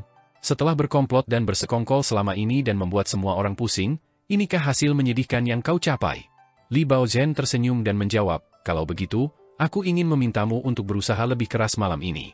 Dengan begitu, aku akan punya kesempatan untuk memperbaiki keadaan sebelum terlambat." Sebagai seorang seniman bela diri yang kuat di benua botol harta karun timur, wajar saja jika kusir kereta tua itu memikul tanggung jawab yang berat di pundaknya. Jadi, dia tidak akan meninggalkan Li Baozhen dan menendangnya saat dia terpuruk hanya karena dia membenci pemuda itu. Kereta itu sedikit bergetar, dan Li Baozhen hanya merasakan angin sepoi-sepoi bertiup melewatinya saat kusir kereta tua itu melesat maju dan menerjang Chen Ping'an. Rumpun alang-alang di pinggir jalan langsung condong ke arah Chen Ping'an dan Julian. Dengan punggungnya membungkuk seperti biasa, Julian melangkah maju beberapa kali dan mengulurkan lengannya dengan gerakan secepat kilat. Julian menahan pukulan hebat dari kusir kereta tua yang melonjak dengan aura tinju dan menyebabkan lengan bajunya berkibar. Dia kemudian meluncur mundur dan berhenti sempurna tepat di samping Chen Ping'an. Sementara itu, kusir kereta tua itu juga memanfaatkan momentum mundurnya untuk melompat mundur dengan anggun dan mendarat di tanah. Gelombang kejut dari tabrakan mereka menyebabkan rumpun alang-alang jatuh ke kedua sisi dengan suara mendesing. Alang-alang saling berdesir, dan ini adalah suara yang sangat keras dan menusuk di malam yang sunyi senyap. Li Baozhen melihat aura tinju yang menghilang melayang ke arah Chen Ping'an yang tidak bergerak, namun aura tinju itu seperti gerimis ringan yang berderai-derai di atas payung kertas minyak, sama sekali tidak dapat mendarat pada orang yang berdiri di bawahnya. Kelopak mata Li Baozhen bergetar saat melihat ini. Seperti yang diharapkan dari seseorang yang setidaknya berada di tingkat kelima seni bela diri. Dilihat dari penampilannya, bajingan kecil dari gang Fas Tanah Liat ini telah memperoleh beberapa kesempatan yang ditakdirkan setelah meninggalkan dunia kecil permata. Setelah memikirkan ini, Li Baozhen merasa sedikit menyesal. Mungkin dia seharusnya memilih jalur kultivasi sejak awal? Chen Ping'an belum mencapai usia 18 tahun, tetapi dia telah maju ke tahap puncak tingkat kelima. Bahkan di Kekaisaran Li Agung yang tidak kekurangan seniman bela diri berbakat, dia masih bisa dianggap sebagai keajaiban yang luar biasa, bukan? Mungkin bajingan ini telah memperoleh sejumlah besar kekayaan bela diri yang dihasilkan dari runtuhnya dunia kecil permata sendirian? Tapi ini tidak masuk akal. Ada Song Changjing, Li Er, dan juga Zheng Dafeng, jadi setelah mereka bertiga membagi kekayaan bela diri, seharusnya hanya ada beberapa sisa kecil yang tertinggal untuknya. Julian menggoyangkan pergelangan tangannya dan terkekeh. Kakak senior, pukulanmu terasa agak lemah. Ada apa? Apakah kau bersikap sopan padaku? Apakah kau takut bosan jika kau membunuhku dengan satu pukulan? Oh, jangan khawatir, dan jangan menahan diri juga. Pukul aku sepuasnya, dan pukul aku sekeras yang kau bisa. Kulitku sangat tebal, artinya aku bisa menerima pukulan yang keras. Kakak senior, jika kau bersikeras menahan diri, maka aku harus maju untuk menunjukkan kepadamu bagaimana melakukannya. Tepat setelah Julian selesai berbicara, ia melesat maju seperti kera liar, dengan kecepatannya yang luar biasa cepat seolah-olah ia menggunakan jimat pemendek tanah abadi. Ia tiba di depan pengemudi kereta tua itu dalam sekejap dan membalas budi dari sebelumnya, juga melemparkan pukulan lurus. Penglihatan Li Baozhen sangat biasa, jadi ia hanya berhasil melihat pukulan pertama Julian. Setelah itu, pertarungan antara Julian dan kereta tua itu menjadi kabur karena kedua seniman bela diri itu bertukar pukulan di area kecil. Tidak lama kemudian telinga Li Baozhen mulai terasa sangat tidak nyaman, dan baru setelah menelan ludah dia merasa sedikit lebih baik. Pengemudi kereta tua itu berteriak pelan dan setengah meninju, setengah mendorong Julian ke arah rumpun alang-alang. Sementara itu, dia mundur selangkah dan menghentakkan kakinya dengan kuat ke tanah. Pada saat yang sama, dia mengangkat kakinya yang lain dengan ringan dan menstabilkan tubuhnya. Jika bukan karena pengemudi kereta tua itu perlu melindungi Li Baozhen di belakangnya, maka dia tentu saja bisa melancarkan pukulannya dengan lebih kuat dan tanpa beban. Julian meregangkan tubuhnya di udara dan mendarat di atas alang-alang tipis dengan satu kaki. Setelah bergoyang ke kiri dan ke kanan untuk sesaat, dia tersenyum tipis dan berkata, "Kakak senior, kamu sudah terjebak di tingkat ke-8 selama bertahun-tahun. Jalan kultivasimu tampaknya cukup bergelombang. Kamu merangkak alih-alih berjalan di sepanjang jalan menuju puncak kultivasi, benar kan? Kau bicara terlalu cepat, ya?" Si kusir kereta tua mencibir. Julian berjalan dengan ringan dan lincah di ujung-ujung alang-alang, sambil terus mengendurkan tulang dan urat-uratnya. Terdengar serangkaian suara letupan saat dia terkekeh dan berkata, "Tidak, ini tidak terlalu cepat. Aku khawatir kita berdua akan benar-benar bertarung sampai mati, yang mengakibatkan kamu tidak dapat meninggalkan pesan terakhir dalam sekejap. Aku pernah mendengar bahwa seniman bela diri tingkat 8 cukup langka di dunia ini, jadi aku pasti akan merasa sedih jika seorang seniman bela diri di tingkat 8 tiba-tiba meninggal di sini malam ini. Jadi, aku memanfaatkan kesempatan ini untuk mengobrol denganmu sebelum tuan mudaku mulai mengeluh tentangmu yang merusak pemandangan." Pengemudi kereta tua itu tetap diam. Chen Ping'an dan yang lainnya awalnya berencana untuk menginap di sebuah penginapan yang terletak di kaki gunung, namun penginapan-penginapan itu tiba-tiba penuh sesak dengan orang, dan seringkali penginapan-penginapan itu hanya memiliki satu kamar kosong paling banyak. Akan tetapi, Chen Ping'an tidak merasa nyaman dengan hal ini, dan ia khawatir bahwa hanya Shiro saja tidak akan cukup untuk melindungi Pei Qian. Karena itu, mereka tidak punya pilihan selain naik perahu abadi kecil kembali ke Azure Garb, kapal abadi yang melayang di langit. Julian bertanya kepada Chen Ping'an tentang kuil Dewa Gunung yang terletak di puncak gunung tengah dan berapa banyak persembahan dupa di sana, yang dijawab Chen Ping'an bahwa ia tidak memasuki kuil untuk mempersembahkan dupa dan hanya berkeliaran di sekitar puncak gunung untuk sementara waktu. Ia telah menemukan beberapa kuil Tao dan kuil Buddha, dan jelas bahwa mereka tidak henti-hentinya berjuang untuk mendapatkan penyembah. Satu kuil Taois telah meminta seorang pejabat tinggi negara pemegang langit untuk mendirikan sebuah prasasti batu di luar gerbang kuil, sementara sebuah kuil Buddha telah meminta seorang kaligrafer terkenal untuk membuat plakat mereka. Selain itu, jalan setapak menuju kuil Taois dan kuil Buddha juga diaspal dengan sangat baik, dengan pepohonan dan tanaman hijau menghiasi kedua sisinya. Hal ini terjadi di salah satu puncak Gunung 5, jadi wajar saja jika persaingan untuk mendapatkan pemuja dan persembahan dupa di antara Gunung 5 semakin ketat. Dapat dikatakan bahwa kuil dan gunung menggunakan segala cara yang mungkin untuk memenangkan hati para pemuja. Ada satu dewa gunung dari Gunung 5 yang sering mengundang pemurniki di 5 tingkat tengah untuk membangun pondok jerami dan bercocok tanam di gunungnya. Bahkan jika pemurniki tidak muncul, dewa gunung akan senang selama pondok jerami mereka tetap ada. Seperti kata pepatah, gunung terkenal bukan karena ketinggiannya, tetapi karena keberadaan makhluk abadi yang tinggal di dalamnya. Pada saat yang sama, dewa gunung ini juga dengan ramah mengundang para sarjana dan sastrawan ke gunungnya untuk menikmati pemandangan dan menulis beberapa karya. Setelah ini, Dewa Gunung kemudian akan memerintahkan orang-orang untuk menyebarkan berita tentang peristiwa ini ke seluruh kekaisaran Fana dan seterusnya. Dewa Gunung menggunakan berbagai macam metode untuk mempromosikan gunung mereka. Konon, seorang cendekiawan dan pejabat terkenal dari negara pemegang langit yang secara anumerta disebut sebagai cendekiawan pisang pernah berlindung dari hujan di gunung selatan negara itu. Selama tinggal di sana, ia telah mengubah sebuah puisi yang sangat populer yang sangat dihormati oleh asisten guru gunung Akademi Lakeview dan akhirnya ditambahkan ke dalam koleksi puisi. Tidak hanya itu, puisi itu juga dimasukkan sebagai puisi terakhir dan terbaik dari koleksi tersebut. Karena itu, kuil Dewa Gunung di Gunung Selatan masih menikmati manfaat dari acara ini bahkan setelah lebih dari 100 tahun. Chen Ping'an tidak begitu menyukai taktik bisnis yang sama sekali tidak ada hubungannya dengan karakteristik abadi ini. Namun, ia juga tidak membenci praktik-praktik ini. Bahkan, ia mungkin perlu meniru praktik-praktik ini jika ia benar-benar menciptakan kekuatannya sendiri di kampung halamannya di prefektur mata air naga suatu hari nanti. Sebelum perahu kecil abadi itu terbang ke angkasa, Julian bertanya dengan suara pelan, "Tuan muda, haruskah aku menunjukkan sebagian kemampuanku?" Tidak dapat dielakkan bahwa beberapa orang akan mengingini harta karun kita setelah Pei Qian memperoleh bongkahan saripati batu lampu yang sangat berharga itu. Chen Ping'an tersenyum dan menggelengkan kepalanya, menjawab, "Pertama, kita tidak keluar untuk membuat masalah dengan siapapun. Kedua, kita tidak mampu membela diri terhadap orang-orang yang berniat jahat. Lagi pula, apakah masuk akal bagi orang baik untuk menabuh genderang dan gong serta berjaga-jaga terhadap pencuri setiap malam? Jika seseorang benar-benar menerobos masuk dengan niat jahat, maka tidak akan terlambat bagimu untuk menyingkirkan kejahatan bagi orang-orang saat itu." Shiro secara sukarela berbicara dalam perubahan yang jarang terjadi, berkata, "Tetapi orang-orang hanya ingin bergerak karena kita memiliki harta karun yang sangat berharga." Chen Ping'an tetap sabar dan menjelaskan, "Tidak, kamu salah. Pertama, menginginkan harta karun dan memiliki pikiran untuk membunuh orang lain demi merebut harta karun mereka pada dasarnya salah. Kedua, mungkin tampak seperti kita bersalah atas kejahatan memiliki harta karun langka, sehingga mengundang orang lain untuk iri kepada kita.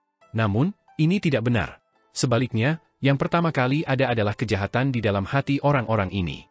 Mereka telah mengarahkan pandangan mereka pada saripati batu lampu kita hari ini, dan mereka mungkin mengarahkan pandangan mereka pada harta karun abadi milik orang lain besok.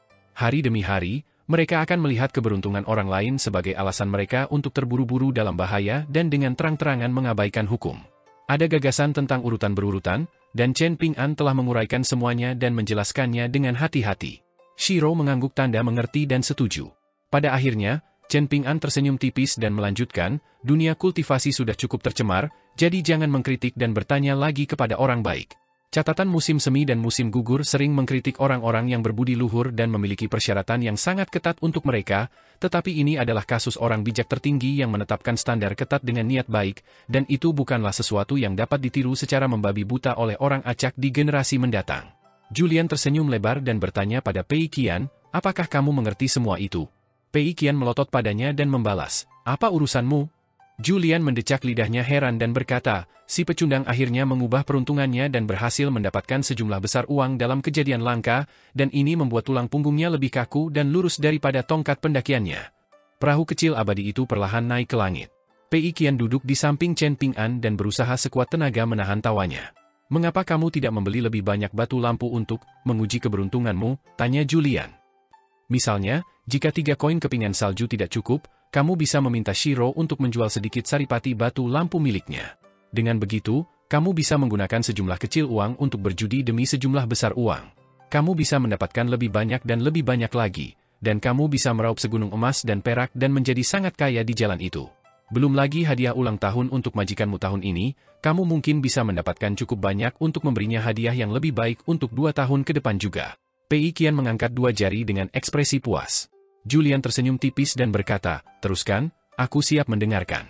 Pei Qian meniru Chen Ping'an dan berkata dengan suara pelan, "Pertama, ketika kita meninggalkan Taman Singa, guru mengajariku bahwa orang yang mulia tidak akan merebut barang kesayangan orang lain. Karena itu, aku pasti tidak akan meminta Shiro untuk menjual saripati batu lampunya. Kedua, seseorang harus menahan diri di dunia kultivasi. Guru juga yang mengajariku ini." Julian menangkupkan tinjunya dan berkata, "Terima kasih telah mencerahkanku, pahlawan wanita gagah Pei. Kapan Guru Pei akan membuka sekolah untuk memberikan ilmunya?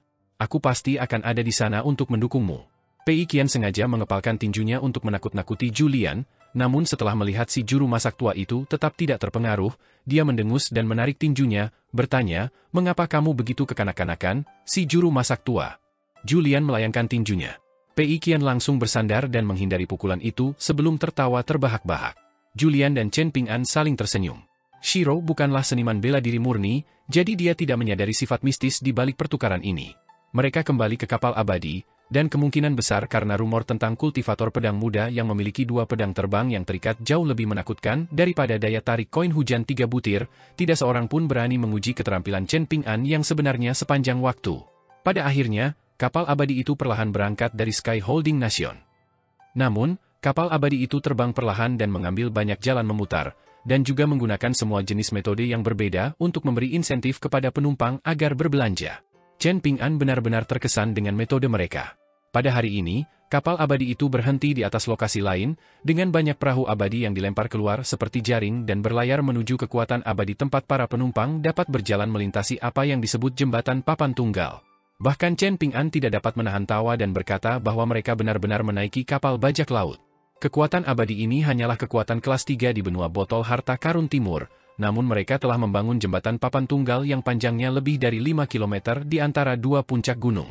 Jembatan ini berada di atas lautan awan sepanjang tahun, dan pemandangan indah dari jembatan itu memang cukup bagus. Namun, kekuatan abadi tidak menahan diri ketika harus mengenakan biaya kepada pengunjung, dan 1 kali perjalanan di sepanjang jembatan itu akan menghabiskan 3 koin kepingan salju.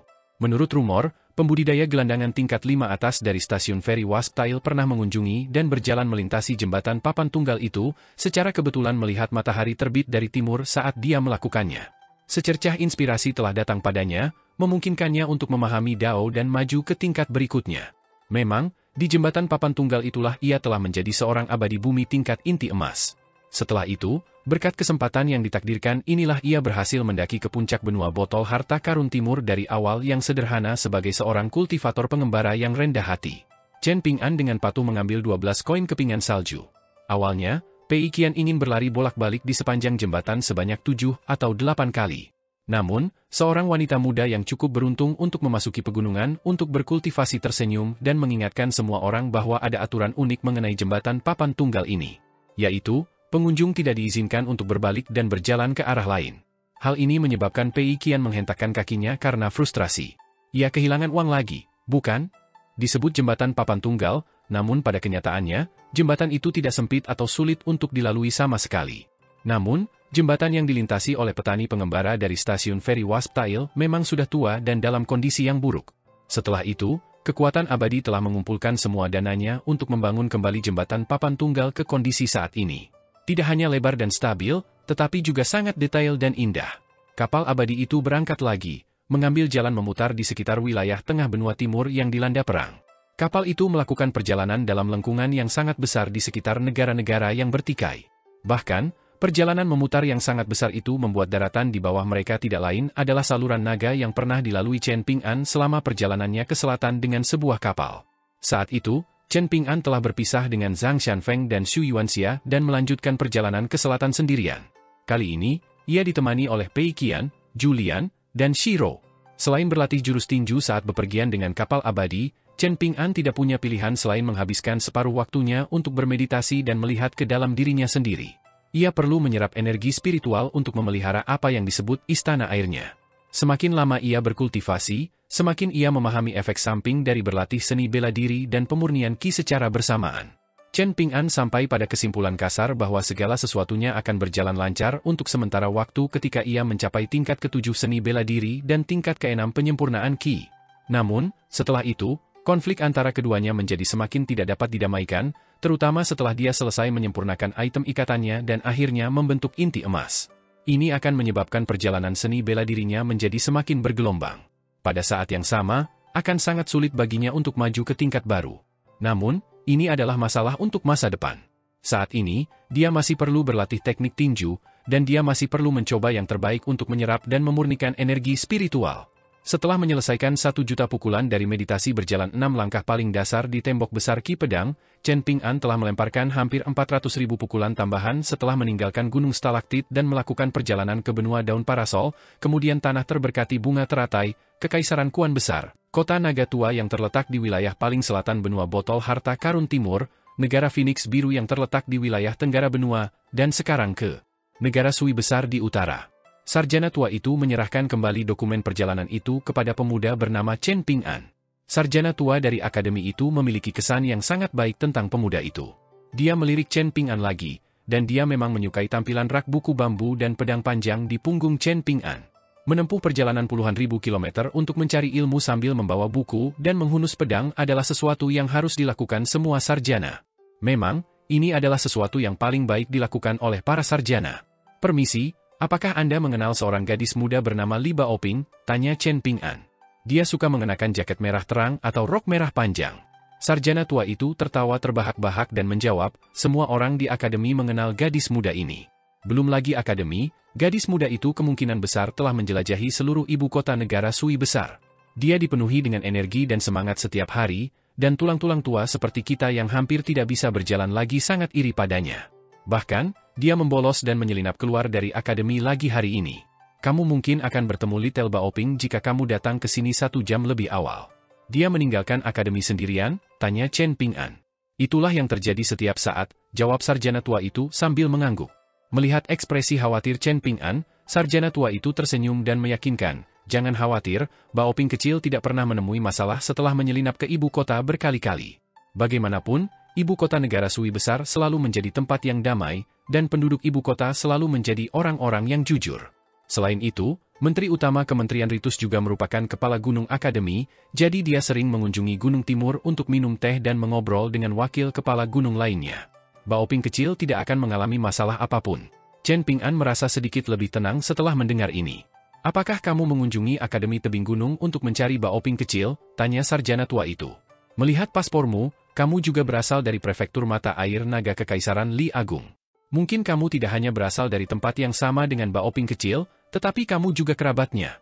Chen Ping-an tersenyum dan menjawab, tidak, kami bukan kerabat, tetapi kami memang berasal dari tempat yang sama. Aku datang ke ibu kota negara Sui Agung bersama Baoping kecil dan yang lainnya beberapa tahun yang lalu, tetapi aku tidak mendaki gunung dan memasuki akademi bersama mereka saat itu. Sarjana tua itu tidak dapat menahan diri untuk tidak merasa ini sedikit aneh. Dulu ketika anak-anak dari prefektur mata air naga ini pertama kali memasuki Akademi Tebing Gunung, Istana Kekaisaran pertama-tama mengerahkan kavaleri elit ke perbatasan untuk menyambut dan menerima mereka. Setelah itu, Kaisar secara pribadi mengunjungi akademi dan menyelenggarakan upacara penyambutan yang megah. Tidak hanya itu, Kaisar juga sangat senang dan menganugerahkan harta kepada masing-masing anak. Kalau begitu, secara teori cendekiawan tua itu pasti pernah melirik Chen Ping-an 1 atau 2 kali meski dia tidak masuk akademi. Apakah kau ingin menunggu di sini sampai Li Baoping kembali? Tanya sarjana tua itu. Chen Ping-an mengangguk sebagai jawaban. Setelah tiba di Akademi Tebing Gunung, orang pertama yang ingin ia temui tentu saja adalah Baoping kecil. Chen Ping-an tentu akan mengunjungi Li Huai, Lin Shouyi, Yu Lehu, dan Xi Shi juga, terutama Li Huai, yang termuda dalam kelompok itu. Namun, tidak ada satupun dari mereka yang dapat dibandingkan dengan gadis muda yang mengenakan jaket merah cerah di musim gugur, musim dingin, dan musim semi, dan hanya mengenakan rok merah panjang di musim panas. Chen Ping-an tidak pernah menyangkal pilih kasihnya, dan merupakan kebenaran yang tidak dapat disangkal bahwa ia memiliki hubungan yang paling dekat dengan Baoping kecil. Hal ini terjadi ketika melakukan perjalanan ke negara Sui Besar, dan hal ini juga terjadi ketika mengirim surat kepada Baoping kecil setelah melakukan perjalanan ke Gunung Stalaktit sendirian. Dia meminta gadis muda itu untuk membantunya, pamannya yang masih muda, membagikan surat-surat itu kepada yang lain. Setelah potretnya dilukis di atas Pulau Osmanthus, Chen Ping-an sekali lagi hanya mengirimkan sebuah lukisan ke Little Baoping. Li Huai dan yang lainnya belum menerima apapun. Lin Shouyi, Yu Lehu, dan Xi Shi jelas sangat menyadari sikap pilih kasih ini. Hanya saja mereka tidak keberatan dengan perbedaan perlakuan ini. Lin Shouyi adalah seorang jenius kultivasi, sementara Yu Lehu dan Xi Shi pernah menjadi anggota penting Kekaisaran Lehu. Adapun Li Huai yang hanya berani bertindak agresif di rumah, kemungkinan besar dia percaya bahwa Chen Ping-an dan alian keduanya memiliki hubungan paling dekat dengannya. Ini adalah kasus di masa lalu, dan kemungkinan besar masih terjadi saat ini. Sarjana tua itu tersenyum dan melambaikan tangannya, berkata, saya sarankan Anda dan teman-teman Anda masuk ke akademi untuk meletakkan barang-barang Anda terlebih dahulu. Chen Ping-an memikirkan hal ini sejenak sebelum berbalik untuk melihat Pei Qian dan yang lainnya. Jika dia sendirian, dia tidak akan keberatan berdiri di pintu masuk akademi untuk menunggu Li Baoping. Dia berbalik dan melirik ke ujung jalan. Sementara itu, Julian mengamati bangunan-bangunan akademi yang dibangun di gunung. Meskipun bangunan-bangunan itu merupakan bangunan baru oleh Kementerian Pekerjaan Umum Negara Sui Besar, bangunan-bangunan itu dibangun dengan hati-hati dan memancarkan aura sederhana namun elegan. Sebelum dipindahkan dari Kekaisaran Li Agung ke ibu kota negara Sui Agung, Akademi Tebing Gunung sebelumnya merupakan salah satu dari 72 akademi Konfusianisme di dunia agung. Ini adalah pertama kalinya Julian mengunjungi Akademi Konfusianisme setelah meninggalkan Tanah Suci Bunga Teratai. Suara para cendekiawan yang melantunkan kitab suci dengan keras dapat terdengar di tempat-tempat di mana para bijak Konfusianisme mengajar. Lokasi-lokasi ini juga akan terkenal di seluruh dunia. Selama tahun-tahun berdirinya Akademi Tebing Gunung Kekaisaran Li Agung, guru gunung pertama telah menguraikan prinsip-prinsip tertentu yang menguraikan fokus akademi tersebut. Ia menganjurkan para cendekiawan untuk tidak hanya belajar, mengajukan pertanyaan, merenungkan, dan memahami, tetapi juga menerapkan prinsip dan teori tersebut dalam tindakan. Sementara Julian menatap ke atas dan mengamati akademi, Shiro berdiri di sampingnya dengan cemas, bahkan tidak berani bernapas terlalu keras. Meskipun Shiro hidup dalam tubuh abadi, yang memungkinkannya untuk melawan aura kebenaran yang tak berwujud, nalurinya sebagai entitas yin masih membuatnya merasakan rasa takut yang mendalam. Pei Qian tetap diam sepanjang waktu, dan seolah-olah dia bahkan lebih tegang dan gugup daripada Shiro.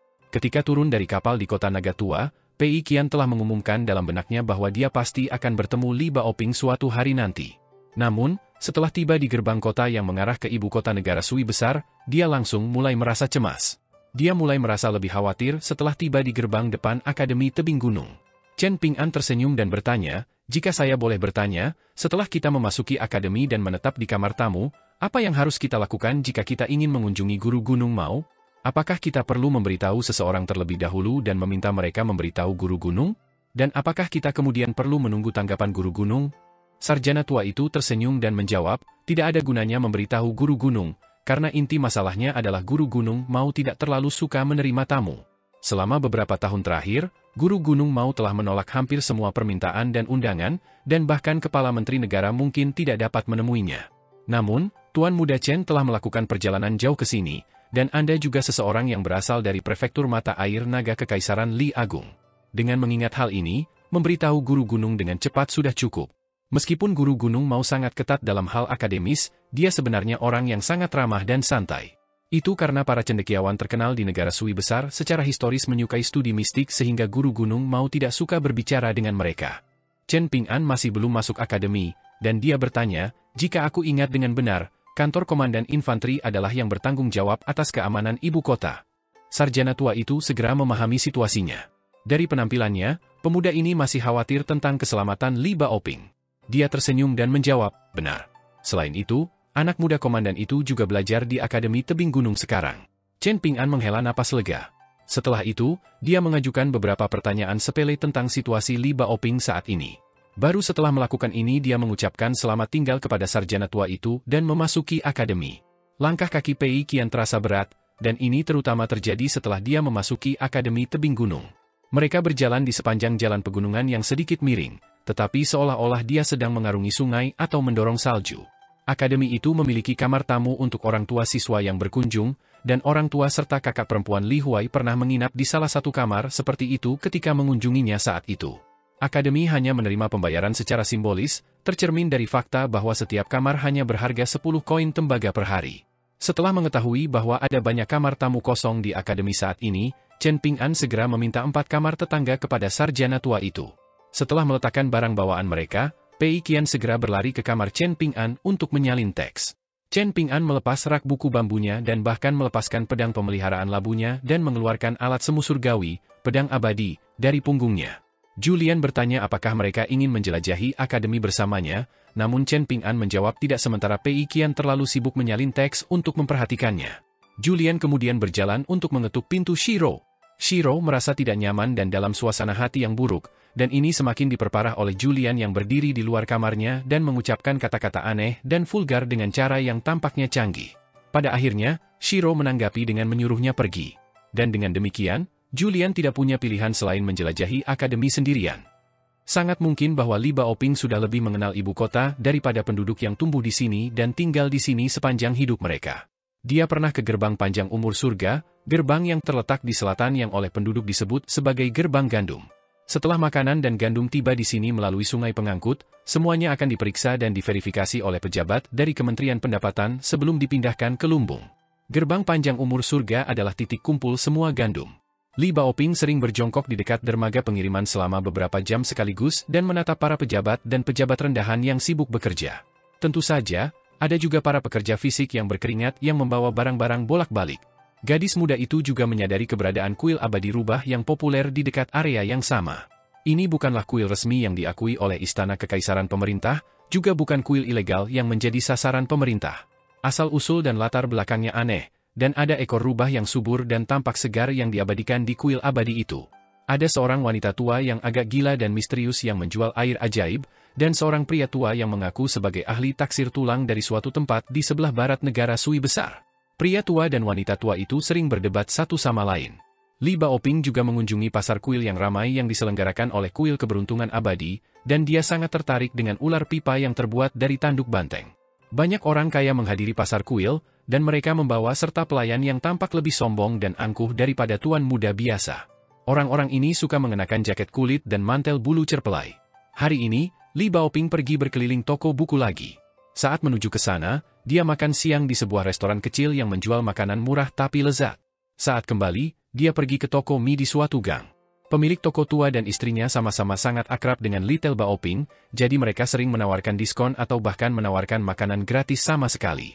Namun, Li Baoping tidak pernah menyetujuinya, dia hanya berkata bahwa dia mungkin akan menerima tawaran mereka lain kali. Namun, berkali-kali, gadis muda itu tidak pernah menerima diskon dari toko mie itu. Setelah beberapa saat, pemilik toko hanya menganggap gadis muda itu bersikap sopan dan tidak ingin melihat usaha kecil mereka kehilangan beberapa koin tembaga. Namun, baik dia maupun istrinya sebenarnya ingin tertawa. Baoping kecil adalah pelanggan yang sangat menggemaskan dan pengertian, jadi mereka pasti tidak akan kesal kehilangan beberapa koin tembaga terlepas dari betapa sulitnya mendapatkan uang. Malam pun tiba, dan sosok Li Baoping yang berlari kencang menyusuri jalan-jalan dan gang-gang dan muncul di jalan di luar Akademi Mountain Cliff. Orang-orang sering berkata bahwa waktu berjalan cepat, tetapi gadis muda itu merasa pepatah ini tidak sepenuhnya benar. Mengapa dia merasa waktu berlalu sangat lambat, sedemikian rupa sehingga dia merasa semakin tidak sabar? Seorang gadis muda yang mengenakan rok merah panjang tampaknya hanya memiliki jarak di matanya saat dia berlari cepat ke akademi setelah dengan cepat menyapa cendekiawan tua yang menjaga gerbang akademi. Sarjana tua yang sedang tidur itu tiba-tiba teringat sesuatu, dan dia berteriak pada sosok gadis muda yang menghilang, "Kembalilah ke sini, Baoping kecil." Li Baoping tidak berhenti bergerak, dan dia melambaikan tangannya dan berlari di tempat itu sejenak sebelum berbalik untuk melihat sarjana tua itu saat dia mulai berlari mundur. Meskipun dia berlari mundur, dia secara mengejutkan masih sangat cepat. Setelah berlari kembali ke pintu masuk dan berdiri diam, Li Baoping bertanya, "Apakah ada yang salah, Tuan Liang? Anda tidak bertemu dengan seorang teman lama dalam perjalanan kembali?" Sarjana tua itu bertanya dengan rasa ingin tahu. Li Baoping membelalakan matanya dan menggelengkan kepalanya, menjawab, "Tidak, tidak." Sarjana tua itu tersenyum dan bertanya, "Apakah Anda tidak kembali dari jalan rumput Cogon hari ini?" Li Baoping mengangguk dan menjawab, "Itu benar." "Apakah ada yang salah?" Tuan Liang tersenyum dengan mata menyipit dan berkata, "Baoping, sebelum aku menjawab pertanyaanmu, izinkan aku bertanya kepadamu terlebih dahulu. Apakah menurutmu aku sangat berpengetahuan?" Baoping kecil merenung sejenak sebelum menjawab, "Sedikit kurang berpengetahuan daripada guru Gunung Mau." Cendekiawan tua itu hampir tersedak setelah mendengar jawaban jujur dari gadis muda itu. Namun, jika dipikir-pikir dari sudut pandang lain, Baoping kecil membandingkannya dengan orang bijak Konfusianisme di sebuah akademi. Jika demikian, ini bisa dianggap sebagai kata-kata pujian, bukan? Jadi, Tuan Liang dalam suasana hati yang cukup baik saat dia memberitahu Li Baoping bahwa seorang pemuda telah datang ke akademi untuk mencarinya. Dia telah berdiri di pintu masuk cukup lama sebelumnya, setelah itu dia pergi ke kamar tamu untuk meletakkan barang bawaannya. Dia kemudian datang ke pintu masuk 2 kali lagi, yang terakhir sekitar 1 jam yang lalu. Dia berdiri di pintu masuk dan tidak kembali ke dalam akademi. Dia tersenyum dan melanjutkan, "Saya memberitahu pemuda itu bahwa tidak perlu tidak sabar, melihat bahwa Little Baoping sangat akrab dengan ibu kota sehingga berkeliaran di sekitar kota seperti berkeliaran di rumah. Saya katakan kepadanya bahwa kamu pasti tidak akan tersesat." Meskipun begitu, dia masih bersikeras mondar-mandir di sepanjang jalan ini, sehingga bahkan saya mulai merasa cemas padanya. Saya katakan kepadanya bahwa kamu sering kembali dari jalan rumput Cogon, jadi kemungkinan besar dia sedang menunggumu di sana sekarang. Karena dia tidak melihatmu, mungkin saja dia melangkah lebih jauh ke depan dengan harapan bisa bertemu denganmu lebih awal. Karena itu, kalian berdua secara kebetulan tidak bertemu. Namun, itu tidak masalah. Tunggu saja di sini sebentar, dan dijamin dia akan segera kembali. Li Baoping segera berbalik dan hendak berlari kencang. Namun, Tuan Liang buru-buru berseru, "Baoping kecil, apakah kau menuju ke jalan rumput Chogon untuk mencarinya? Bagaimana jika dia sudah meninggalkan jalan rumput Chogon dan mulai mencarimu di tempat lain? Dan bagaimana jika dia kembali melalui jalan yang berbeda? Jika itu terjadi, maka kalian berdua mungkin akan saling merindukan lagi. Mungkin kalian berdua berencana untuk bermain petak umpet." Li Baoping seperti semut yang panik di atas wajan besi sambil mondar-mandir dengan tidak sabar. Ini adalah sesuatu yang belum pernah dilihat oleh para guru di akademi sebelumnya. Baoping kecil hampir menangis ketika dia tiba-tiba berteriak, "Paman Junior!" Hati sarjana tua itu tersentak, dan dia menyipitkan matanya saat dia melihat ke ujung jalan, dengan auranya mengalami transformasi total pada saat yang sama. Kilatan putih muncul dalam penglihatannya dari Chogon Grass Street, tampak seperti seberkas cahaya saat ia bergegas mendekat dalam sekejap. Ketika pemuda itu berhenti dan berdiri diam dengan anggun, lengan bajunya yang putih masih berkibar di udara, membuatnya tampak seperti makhluk abadi yang halus. Ia berdiri di depan gadis muda berbaju merah, dengan senyum yang mempesona di wajahnya saat ia berkata dengan suara lembut, "Paman juniormu ada di sini."